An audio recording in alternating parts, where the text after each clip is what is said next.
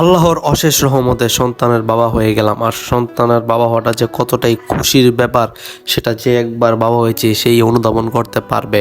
কিন্তু এই বাবা হওয়ার ক্ষেত্রে সব থেকে মুখ্য ভূমিকা পালন করে একটি মা। সে 10 মাস একটি সন্তান গর্ভে রাখে আর কতই না কষ্ট সহ্য করে সেটা শুধু তার স্বামী বুঝতে পারবে, কারণ একজন স্বামী সবসময় তার স্ত্রীর পাশে থাকে। আমার প্রিয় মানুষকে যখন ওটিতে ঢুকালো তখন আমার বুকটা বারবার চিপ মারতেছিল আর আল্লাহকে ডাকতেছিলাম, আল্লাহ সব কিছু যেন সহি সালামতে ঠিকঠাক মতো হয়। আর সবাই অপেক্ষা করতেছিল আমার বাচ্চার জন্য। আর সেই সময়ের প্রতিটা মুহূর্ত ছিল এক একটা দিনের চেয়েও বেশি, যেমন সময় কাটতেই ছিল না। মহান আল্লাহ তাআলা আমার উপরে খুবই রহমত ছিল, তার জন্য সে আমাকে একটা পুত্র সন্তান দান করেছে, যার জন্য আমি আল্লাহর কাছে লাখ লাখ শুকর আদায় করি। আপনারা যারা আমার ভিডিও দেখেন, যারা নাকি আমাকে ভালোবাসেন, আপনাদেরকে জানানোটা আমার কর্তব্য, তাই আপনাদেরকে জানালাম যে আমি এখন একটি পুত্র সন্তানের বাবা।